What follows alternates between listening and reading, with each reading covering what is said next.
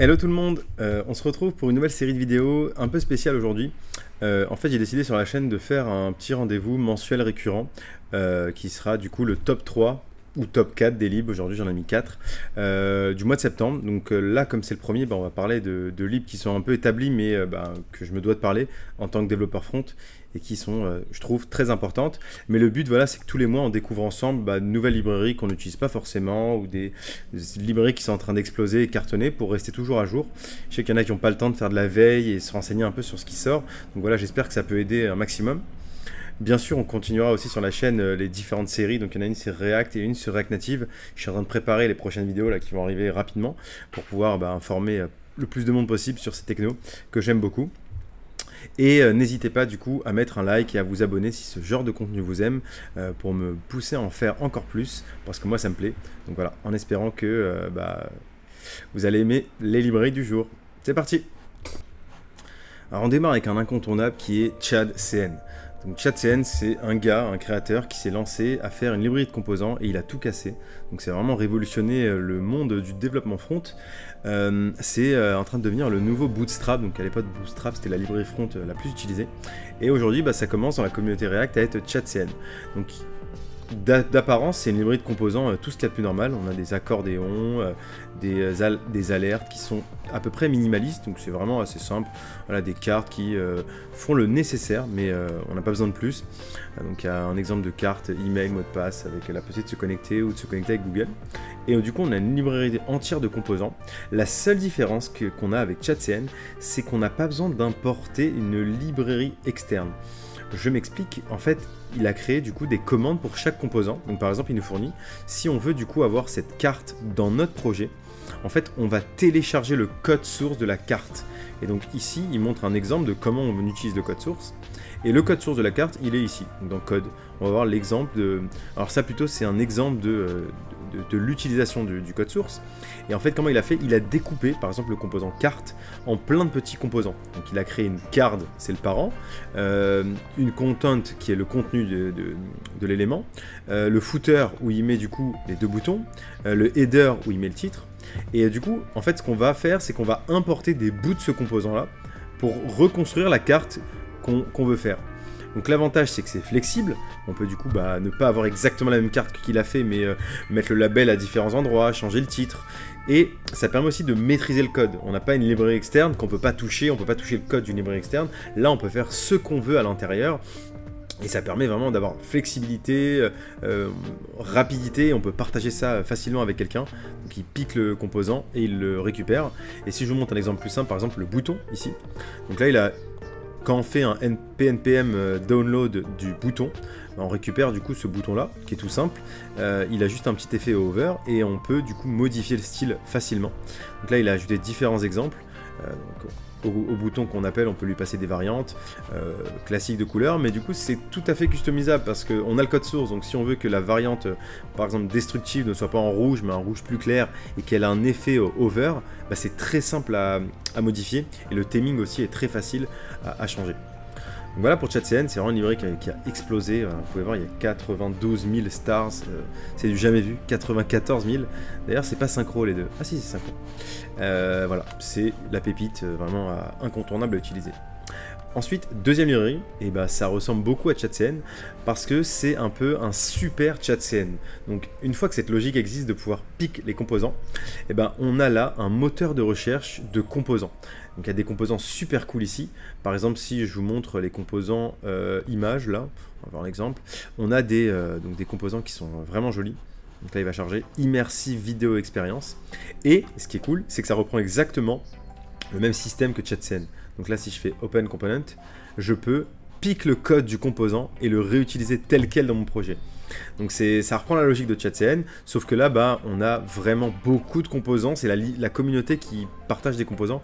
Donc là, on peut voir que c'est ce gars-là, Anurag Mishra, qui a mis ce composant-là. Et il y en avait un que j'ai vu, que j'aimais beaucoup, sur les borders. Voilà, c'est un composant tout bête, mais on a un petit loader qui tourne sur un bouton. Et quand on fait Open Component, on a le code ici, avec le découpage du composant. Donc il y a un bouton, après il y a un fichier TSX pour gérer les bordures ici. Réduire un peu la caméra pour que vous puissiez bien voir. Et donc voilà, donc allez fouiller, il y a plein de composants, j'en utilise vraiment beaucoup dans mes projets, j'essaie de les piquer et de les modifier, donc ça fait vraiment des trucs cool et ça donne des idées un peu d'aspiration. Donc j'aime beaucoup cette librairie page à utiliser. Ensuite, troisième, c'est Framer Motion. Alors pareil, cette librairie, je l'utilise depuis un moment, je l'aime beaucoup et elle est assez spectaculaire. Je vais vous montrer un peu ce qu'on peut faire. Donc, elle est spécialisée dans les animations en JavaScript. Avant, ça avait un autre nom et ça a été renommé, mis à jour et du coup, on arrive à ce Framer Motion. Et donc là, on a différents exemples. Donc, je vais vous montrer quelques exemples. Voilà, un carrousel où les images changent avec la couleur. On a par exemple une scroll ici entre les éléments qui défilent et pas mal d'effets sympathiques. Quand on passe la souris dessus, ça hover. Donc c'est très cool. Ce qui est bien, c'est qu'il y a une doc où vous pouvez retrouver différents tutos sur comment mettre en place des animations basiques.